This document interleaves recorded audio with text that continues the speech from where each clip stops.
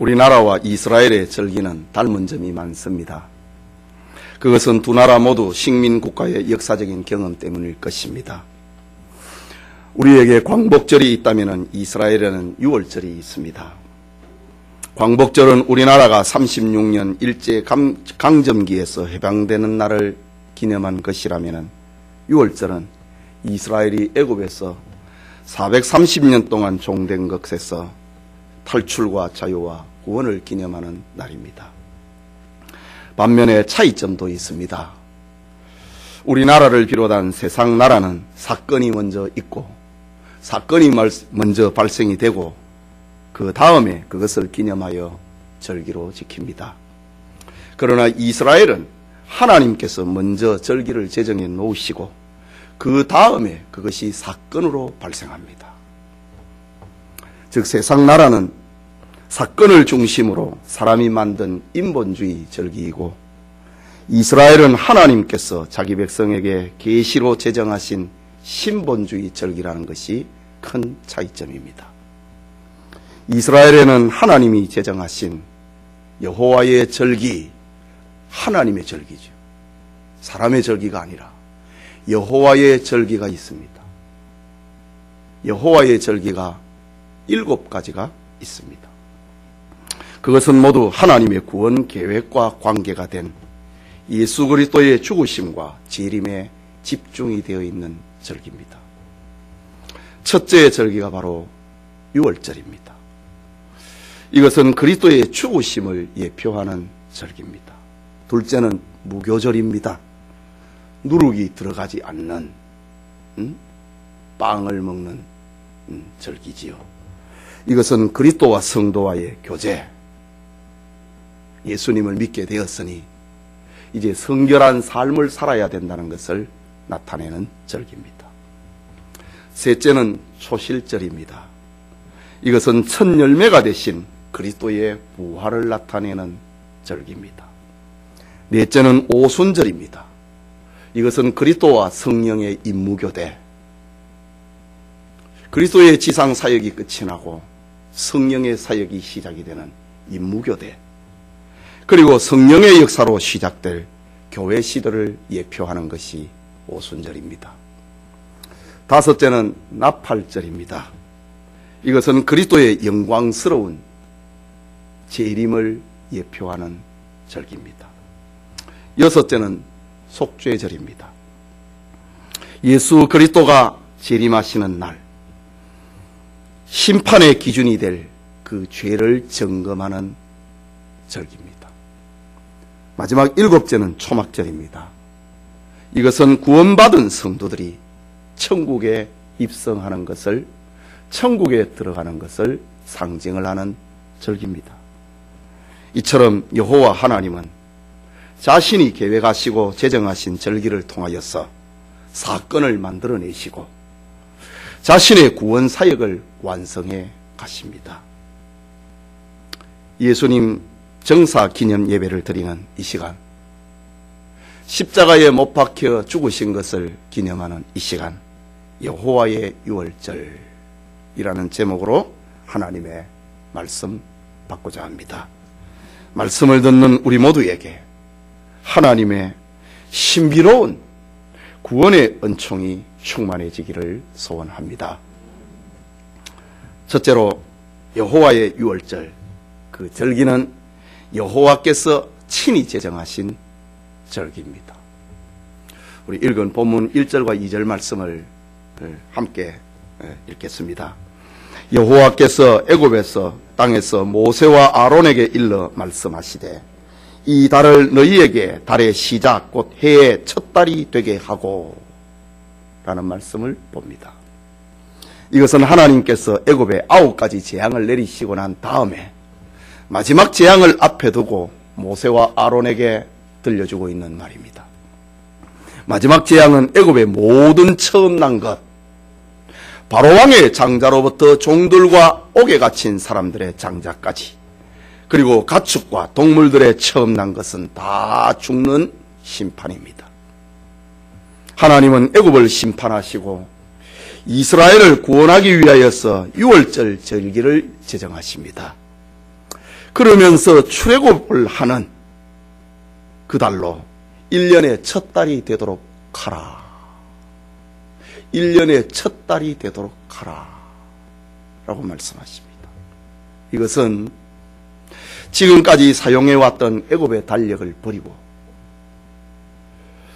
애굽의 온갖 신들을 중심으로 달력이 구성이 되어 있는데 그것을 버리고 하나님의 구원을 기점으로 새로운 달력으로 살아라 라는 말입니다. 새 달력을 만들어서 여호와의 절기를 중심으로 살아라 라는 말입니다. 이것은 이스라엘 백성들에게 애굽에서의 삶과 출애굽하고 난 다음에 삶의 구별을 명령하신 것입니다. 여러분, 이스라엘이 출애굽을 한 것은 단순한 공간의 이동, 삶의 이동, 그것 정도가 아닙니다. 애굽에서 겪은 노예의 신분과 노예의 환경과 애굽의 문화를 청산하라고 하는 말입니다. 그리고 구원을 하나님 백성, 이스라엘 백성의 새로운 출발점으로 만들어라. 이스라엘의 7 절기는 구원받는 것부터 시작합니다. 6월절부터 시작을 합니다. 사실 이스라엘은 출애굽함으로써 애굽의 노예 신분에서 해방됩니다. 거룩한 하나님의 백성의 신분을 얻게 됩니다. 하나님의 사랑과 관심의 대상이 됩니다. 6월절 이전은 애굽이었습니다. 고통이었습니다. 불안이었습니다. 절망이었습니다. 노예의 삶이었고 죽음이었고 종살이였습니다. 그러나 6월절 이후에는 출애굽입니다. 6월절 이후에는 구원받고 난 그 다음에는 세상에서의 출발입니다. 세상에서 나오는 것입니다. 구원입니다. 자유입니다. 해방입니다. 그리고 가나안 천국을 향하여서 가는 걸음입니다. 바로 하나님을 향한 믿음과 소망과 사랑의 걸음입니다. 거기에 하나님의 불기둥의 보호가 있고 하나님의 구름기둥의 인도가 있습니다. 출애굽을 하고 난 그 다음에 만나가 있고 메추라기가 있고 반석의 샘물이 있습니다. 새로운 세계가 시작이 되는 것입니다. 그렇다면 이스라엘의 출애굽은 오늘 우리에게도 생명력을 안겨다주는 교훈을 주고 있습니다. 우리의 삶도 이전의 달력, 삶의 사이클이 되는 이전의 달력은 다 버리고 새로운 달력을 시작하는 겁니다. 내가 구원받았다. 그것을 기억을 하면서 주일을 중심으로 교회를 중심으로 신앙생활하는 것을 우리에게 교훈하고 있는 말씀입니다. 사도 바울은 이런 의미에서 성도들에게 들려줍니다. 그런즉 누구든지 그리스도 안에 있으면 새로운 피조물이라. 이전 것은 지나갔으니 보라 새 것이 되었도다. 하나님께서 이스라엘 백성들에게 전의 달력, 애굽의 달력은 버리고 오늘부터 6월절에 구원을 기념하는 오늘부터 새 달력을 삼아라. 새 사람, 새로운 사람이 되라 라고 하셨습니다. 바로 우리는 그리스도 예수로 말미암아 새로운 피조물이 되었습니다. 이전 것은 지나가고 새 것이 되었습니다. 출애굽한 이스라엘이 6월절을 기점으로 새 삶이 시작이 되었듯이 오늘 우리에게 우리가 예수님을 믿게 되었다. 우리가 예수님으로 말미암아 구원받았다. 이것을 기점으로 세상의 달력을 버리고 새 삶이 시작이 되기를 소원합니다. 이것이 6월절에 여호와의 6월절이 가져다주는 첫 번째 메시지입니다. 둘째는 6월절을 지키는 희생 제물이 있습니다. 오늘 본문의 말씀 3절의 말씀 같이 읽겠습니다. 너희는 이스라엘 온 회중에게 말하여 이르라. 이달 열흘에 너희 각자가 어린 양을 잡을지니 각 가족대로 그 식구를 위하여 어린 양을 취하되 라고 합니다. 하나님은 이스라엘 백성들에게 애굽의 모든 사람들의 가족 가운데 장자가 죽는 그날에 그 유월절에 너희가 구원을 받으려면은 희생 제물을 준비하라 라고 합니다. 그 희생 제물은 어린 양이라고 했습니다. 그런데 그 어린 양에 엄격한 기준이 있습니다. 5절에 보면은 너희 어린 양은 흠이 없고 1년 된 수컷으로 하되 양이나 염소 중에서 취하고 라고 합니다. 예. 6월절에 우리가 구원을 받을 수 있는 희생 제물의 4대 자격이 나옵니다. 그 6월절 희생 제물의 자격은 흠이 없어야 된다. 1년 된 것이어야 된다. 1년 된 고기가 제일 맛있어요. 양. 1년 된 것이어야 된다. 수컷이어야 된다. 그리고 양과 염소 가운데서 선택한다. 라는 겁니다. 어제 우리 제자훈련 공부하면서 이야기를 했는데 신약적인 의미에서는 양은 좋은 것이고 염소는 나쁜 것으로 이렇게 생각을 합니다. 그러나 구약에는 양과 염소는 동급입니다. 그래서 오늘 성경에도 너희 양은 그러면서도 마지막에 양과 염소 가운데서 취하라 동급입니다. 지금 이게 무슨 말입니까? 여기에는 대단히 중요한 진리가 담겨 있습니다. 죄인 구원을 위한 제물에는 흠이 없는 제물인 것처럼 죄가 없어야 됩니다. 1년 된 것이어야 된다. 그것은 가장 아름답고 건강해야 된다. 수컷이어야 된다. 여자의 후손 남자여야 된다. 그리고 양과 염소 중에서 취한다. 제물로 가장 합당한 양이나 염소여야 된다. 바로 이 6월절의 제물은 장차 오실 예수 그리스도를 예표하는 겁니다. 우리를 죄에서 건져낼 수 있는 분은 죄 없는 분이어야 됩니다. 가장 아름다운 분이어야 됩니다. 여자의 후손 남자여야 됩니다. 바로 하나님이 정하여 놓으신 보라 세상 죄를 짊어지고 가는 하나님의 어린 양이로라. 세례 요한이 예수님께 외쳤던 소리처럼 바로 예수님이어야 된다 이 말입니다. 계속해서 본문 6절과 7절을 봅니다. 같이 읽겠습니다. 이달 열나흘까지 간직하였다가 해질 때에 이스라엘 회중이 그 양을 잡고 그 피를 양을 먹을 집 좌우 문설주와 임방에 바르고 라고 합니다. 좀 전에 말씀 속에서 6월절의 어린 양은 1월 10일에 준비해라 3절에 기록을 했지요. 그리고 그 양은 언제 잡느냐? 14일에 잡으라. 4일 동안 그걸 지켜봐라 그 말입니다. 4일 동안 잘 간수해라 그 말입니다. 하나님께서 10일에 양을 선택을 하고 그리고 14일에 그 양을 잡으라. 세례 요한은 예수님을 보고 보라 세상 죄를 짊어지고 가는 하나님의 어린 양이라 선택했습니다. 그리고 그동안에 지켜봅니다. 그리고 그 양이신 예수님이 죽습니다. 그렇다면은 4일 동안 양을 선택을 해갖고 흠이 없고 1년 되고 수컷인 양이나 염소를 선택을 해갖고 잘 지켜본다 이거지. 이럴 경우에는 한 마리만 택하는 게 아니라 2마리 택합니다. 이상이 없어야 되니까. 그리고 마지막에 양을 잡습니다.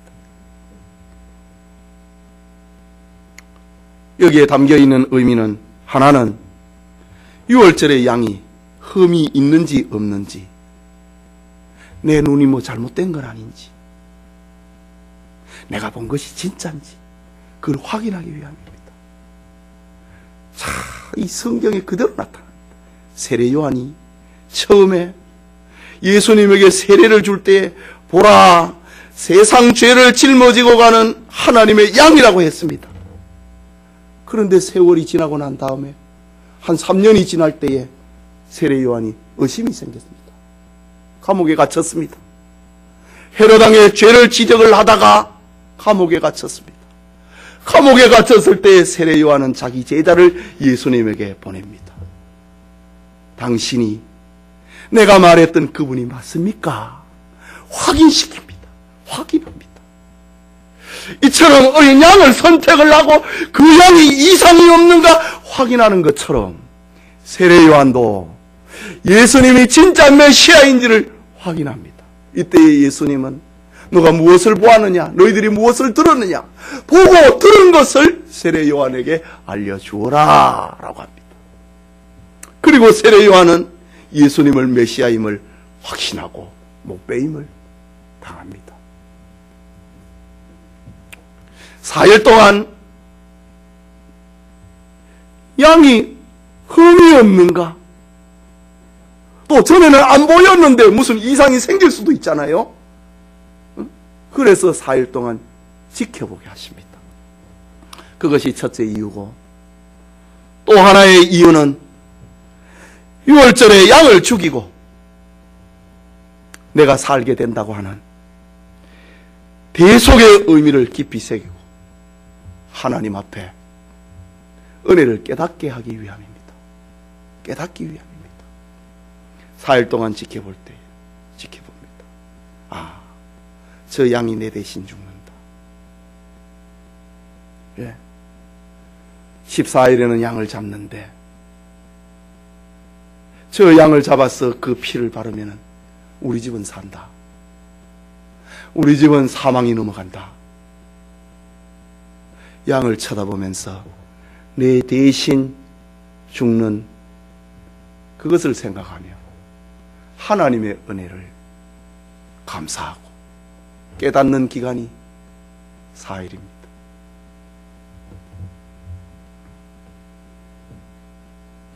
유월절이 다가오면은 해질 때 이스라엘의 온 회중은 준비한 양을 잡습니다.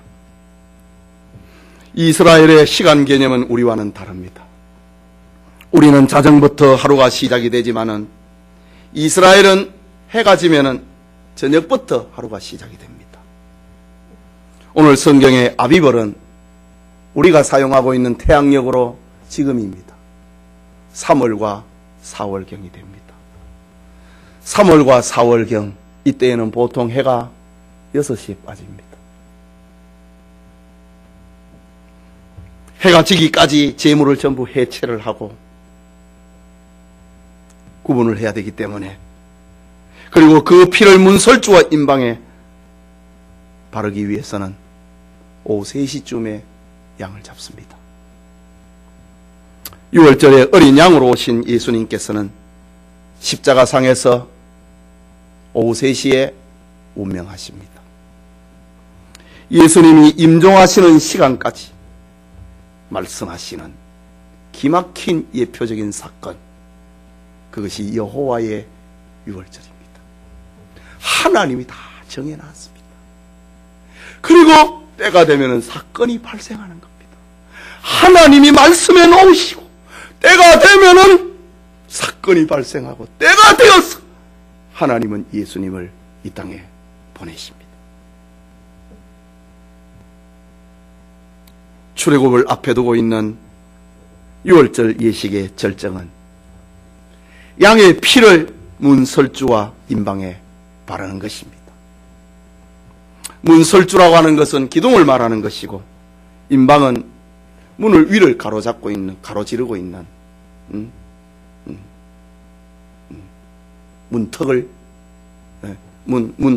그 위에 가로지르고 있는 나무를 임방이라고 합니다. 그런데 문설주와 임방에는 바르고 문지방에는 바르지 마라 합니다. 예수님의 피는 너무 거룩합니다. 쳐다보고, 위를 쳐다보고 옆을 만져야 되지 밟아서는 안 되는 겁니다. 이런 경우에 사도 베드로는 베드로전서 1장 19절에 우리가 구원받은 것은 오직 흠없고 점없는 어린 양 같은 그리스도의 보배로운 피로 된 것이라. 여러분, 보석은 쳐다보고 만지는 것이지 밟지는 않습니다. 예수님의 피는 보배로운 피이기 때문에 위에 쳐다보고 옆에 만지는 것이지 밟는 것이 아닙니다. 그래서 어린 양을 잡아 그 피를 문설주와 임방에 바르라 라고 합니다. 사실 이스라엘 백성들이 6월절에 심판을 넘어가고 6월절에서 구원을 받기 위하여서 특별히 할 일이 없습니다. 구원은 인간의 어떤 선행이나 공로나 노력을 요구하는 것이 아니기 때문입니다. 그들은 단지 믿음으로 문설주와 임방에 6월절에 어린 양의 피를 바르고 그 집안에 머물러 있으면 됩니다. 이것은 죄인이 6월절에 양이 되신 예수 그리스도의 십자가 보혈을 믿기만 하고 주님 안에 머물기만 하면 하나님의 심판에서 벗어난다고 하는 것을 사실적으로 묘사하고 있는 장면입니다. 여러분, 오늘날에도 마찬가지입니다. 우리가 하나님의 심판에서 구원받기 위해서 할 수 있는 일은 아무것도 없습니다. 아무리 무섭고 큰 죄인이라도 대속의 예수님을 믿기만 하면 구원받습니다. 예수 그리스도의 보혈은 용서하지 못할 죄가 없습니다. 멸망과 구원을 결정을 하는 것은 죄가 얼마나 크냐, 죄의 양이 얼마나 횟수가 많으냐, 거기에 있는 것이 아니라 네가 머물고 있는 그 집에 피가 묻어 있느냐, 거기에 있는 것이지 죄의 양과 수에는 크기에는 상관이 없습니다. 6월절 어린 양의 피 묻은 집 안에 있느냐, 집 밖에 있느냐, 여기에 생명과 사망이 판가름됩니다. 그리스도 예수 안에 있으면 구원받습니다. 이 집은 예수님 자신을 말하는 것이고 예수님이 피로 값주고 사신 교회를 말하는 것입니다. 문설주와 임방에 바르는 피는 내가 하나님의 약속을 믿는다, 내가 하나님의 말씀을 믿는다, 그 신앙의 표현입니다. 신앙의 고백입니다. 하나님께 신앙을 고백을 하고 이웃에게 나는 이 피를 발라서 사망이 넘어간다, 하나님에게 신앙을 고백을 하고 이웃에게 나는 하나님을 믿는 집이다, 그것을 표현하는 것입니다. 뿐만 아니라 오늘 6월절에 놓칠 수 없는 것이 있습니다. 그것은 가족적인 행사였다는 사실입니다. 오늘 가족, 식구라는 말이 반복해서 나옵니다. 양을 잡는 그날에 식구들과 함께 먹고 함께 구원을 기다리고 함께 죽음을 넘어가고 함께 그들은 하나님 앞에 감사하고 예배했던 것입니다. 구원은 온 가족이 함께 받아야 된다는 것을 알려주고 있습니다. 노아의 8 식구가 함께 구원받았습니다. 여호수아는 너희 섬길 자를 오늘 택하라, 오직 나와 내 집은 여호와를 섬기겠다고 했습니다. 사도 바울은 빌립보의 간수에게 주 예수를 믿으라, 그리하면 너와 네 집이 구원을 얻으리라고 했습니다. 여리고의 기생 나앗도 온 가족이 함께 구원을 받았습니다. 6월절에, 고난절에 예수 그리스도께서 십자가에 죽으시는 그것을 알리는 6월절에 오직 예수 그리스도만이 나의 구주가 되심을 하나님 앞에 고백을 하고 이웃에게 공개적으로 알려주고 가족적인 신앙 고백을 하는 은혜가 우리 모두에게 있기를 소원합니다. 그래서 제가 주일날 가족적으로 다 오시라고 했어요. 마지막으로 여호와의 유월절을 지키는 양식이 있습니다. 유월절에 먹는 음식이 있습니다. 8절인데 같이 읽겠습니다. 그 밤에 그 고기를 불에 구워 무교병과 선나물과 아울러 먹고, 고기를 삶아 먹지 말고 쪄서 먹지 말고 구워서 먹으라고 합니다. 마치 번제단에 죄를 태우듯이, 제물을 태우듯이 구워서 먹으라고 합니다. 피를 낸 그 양의 고기를 구워서 먹습니다. 유월절의 어린 양은 우리를 위하여 죽으신 예수 그리스도의 몸을 상징합니다. 예수님께서 말씀하시기를 나는 하늘에서 내려온 살아있는 떡이니 사람이 이 떡을 먹으면 영생하리라. 내가 줄 떡은 곧 세상의 생명을 위한 것이니라 라고 했습니다. 내 살이라고 했습니다. 요한복음 6장 58절에는 이 떡을 먹는 자는 영생한다. 유월절에 고기를 두고 하는 말입니다. 누가복음 22장 19절에는 이것은 너희를 위하여 주는 내 몸이라. 너희가 이를 행하여 나를 기념하라 라고 했습니다. 여러분, 우리는 날마다 예수 그리스도를 먹어야 됩니다. 그것은 구원받은 성도가 이 세상을 살아갈 수 있는 양식입니다. 우리가 예수 그리스도를 먹어야 됩니다. 그것이 죽음을 면하는 생명의 양식입니다. 둘째는 무교병, 누룩 없는 떡을 먹으라 라고 했습니다. 무교병은 죄로 부패하고 얼룩진 지난날의 세상 양식을 상징합니다. 애굽에서 먹었던 양식을 상징하는 것입니다. 유교병 얘기합니다. 유교병, 누룩이 들어있는 것. 그러나 무교병은 죄와 단절이 된 정결한 이스라엘의 새 음식을 상징합니다. 그래서 유월절과 더불어 시작이 되는 것이 무교절입니다. 유월절에 먹는 양식이 무교병이기 때문에 그 음식을 먹는 것이 중요하기 때문에 그것이 절기가 됩니다. 무교절이 됩니다. 구원받은 이스라엘은 누룩 있는 떡에서 누룩 없는 떡으로 변해야 된다는 말입니다. 하나님의 자녀가 되었으니 성도는 성결한 삶을 살아야 된다는 말입니다. 성결한 삶을 살아간다. 이것은 성도가 세상을 이기는 힘입니다. 성도에게 성결이 없으면 세상 못 이깁니다. 세상에서 짓밟힙니다. 조롱을 당합니다. 유스거리가 됩니다. 성결한 삶이 있어야 성도는 사망을 이기고 세상을 이기게 되는 겁니다. 그것을 알려주기 위해서 누룩이 없는 떡, 무교병을 먹으라. 너희는 세상의 소금이고 빛이기 때문에 그렇습니다.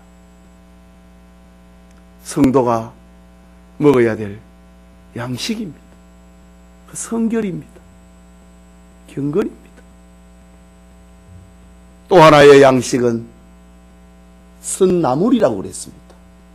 쓴나물은 어떤 것일까? 특별히 구별할 필요가 없습니다.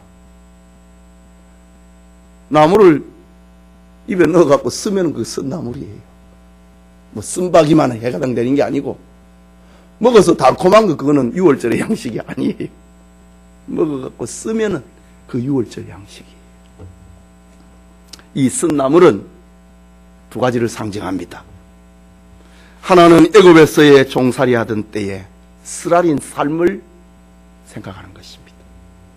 애굽에서 죄짓고 우상을 섬기고 노예 생활을 하고 육체에 매여서 살았던 쓰디쓴 시절을 상징하는 것이 쓴나물입니다. 그러나 그것보다 더 깊은 의미를 가지고 있는 그것은 구원받은 성도가 자기 육체를 십자가에 못 박아야 된다고 하는 그 사실입니다. 예수님이 말씀하셨습니다. 마태복음 16장 24절에 누구든지 나를 따라오려거든 자기를 부인하고 자기 십자가를 지고 나를 따를 것이라. 주님을 믿는 사람은 쓴 나물, 십자가를 짊어지고 주님을 따라야 됩니다. 십자가를 짊어지지 아니하는 자는 내게 합당하지 않다고 말했습니다. 누가복음 9장 62절에는 손에 쟁기를 잡고 뒤를 돌아보는 자는 하나님의 나라에 합당하지 아니하리라 라고 했습니다. 사도 바울은 갈라디아서 2장 20절에 내가 그리스도와 함께 십자가에 못 박혔나니 그런즉 이제는 내가 사는 것이 아니요 오직 내 안에 그리스도께서 사신 것이라. 이제 내가 육체 가운데 사는 것은 나를 사랑하사 나를 위하여 자기 자신을 버리신 하나님의 아들을 믿는 믿음 안에서 사는 것이라. 쓴 나물입니다. 예, 그렇습니다. 사람은 하고 싶은 일만 하는 것은 누구나가 다 할 수 있는 것 아닙니까? 달달하고 영광스럽고 칭찬받는 그런 일, 수많은 사람들에게 스포트라이트를 받는 그런 삶은 누구나가 다 하고 싶어 합니다. 누구나가 다 회장하고 싶어 하고요, 위원장 하고 싶어 하고요, 드러나는 곳에서 뭘 하고 싶어 합니다. 그러나 그리스도인은 하나님의 교회와 교회를 위하여서 하나님의 이름을 위하여서 쓴 감정도 먹어야 됩니다. 쓴 말도 먹어야 됩니다. 쓰디쓴 일도 해야 됩니다. 이것이 유월절의 양식입니다. 쓴 나물을 먹어야지. 사도 바울은 골로새서 1장 24절에 나는 이제 너희를 위하여 받는 괴로움을 기뻐하고, 쓴 나물입니다.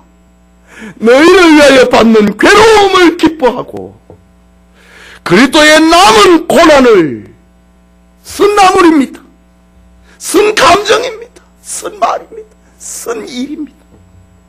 그리스도의 남은 고난을 그의 몸된 교회를 위하여 내 육체에 채우노라. 내 육체의 양식으로 삼겠다. 이 말입니다. 이것이 유월절을 지키는 구원의 은총을 체험하는 성도의 양식입니다. 계속해서 본문 10절에 보세요. 아침까지 남겨두지 말며 아침까지 남은 것은 곧 불사르라. 아침까지 남겨놓지 마라. 남은 것은 다 불살라서 없애라. 마치 재물을 다 태워버리듯이 다 없애라고 합니다. 이게 무슨 말입니까? 하나님의 거룩한 것을 소홀하게 여기지 마라. 하나님의 거룩한 직분을, 하나님의 거룩한 일을 하찮은 것으로 여기지 말라. 그 말입니다. 11절에는 너희는 그것을 이렇게 먹을지니 허리에 띠를 띠고 발에 신을 신고 손에 지팡이를 잡고 급히 먹으라. 이것이 여호와의 유월절이니라. 이 말씀 읽고 난 다음에 이제 한참 있다가 사건이 일어납니다. 허리에 띠를 띠고 발에 신을 신고 손에 지팡이를 잡고 급하게 먹으라. 마치 군대에서 어떤 사건이 발생을 할 때에 즉시 출발할 준비를 가지고 있는 5분 대기조의 모습 같습니다.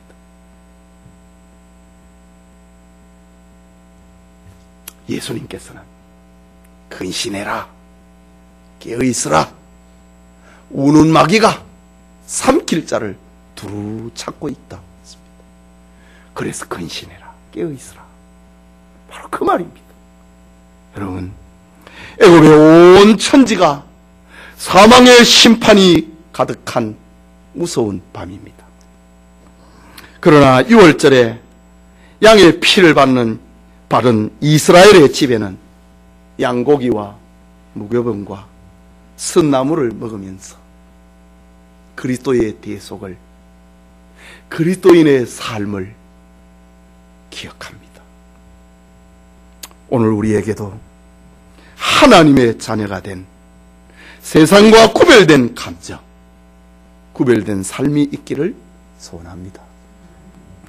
예배드리는 성도 여러분, 이스라엘이 양을 잡아 그 피를 문설주와 임방에 바르고 양고기를 가족적으로 구워 먹던 그날 밤에 여호와의 사자가 양의 피에 흔적이 없는 애굽 땅에 처음 난 모든 것을 다 죽였습니다. 바로 왕의 장자로부터 종들의 장자까지, 애굽의 사람이나 가축에 이르기까지 처음 난 것은 다 죽여버렸습니다. 절망과 애통이 애굽의 온 천지에 진동했습니다. 죽음이 넘어간 집은 애굽 사람 중에 아무도 없습니다. 다 죽었습니다. 다 초상집이 되어버렸습니다.